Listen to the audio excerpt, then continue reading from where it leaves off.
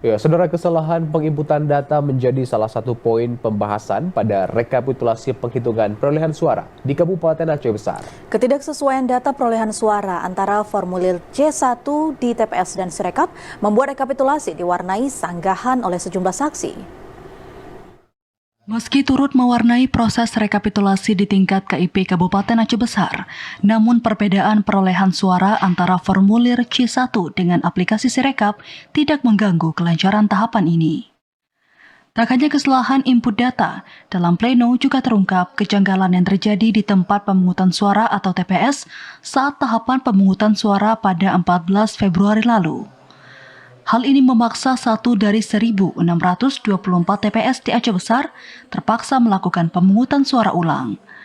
Panitia pemilihan kecamatan yang hadir dalam tahapan ini juga mengungkapkan kesalahan prosedur yang dilakukan oleh KPPS, yakni memasukkan form C pleno ke semua jenis kotak suara. Akibatnya, petugas PPK yang disaksikan Panwascam terpaksa membuka kotak suara. Menurut Ketua Panwasli Aceh Besar Junaidi, berbagai permasalahan yang mengemuka tidak mengganggu kelancaran rekapitulasi karena telah dilakukan perbaikan maupun penyempurnaan sesuai saran saksi dan panitia pengawasan pemilu. Perbaikan itu penyempurnaan angka di mana ada 1-2 yang suaranya salah input, di mana misalnya suaranya ke nomor 1, terinputnya ke nomor 2.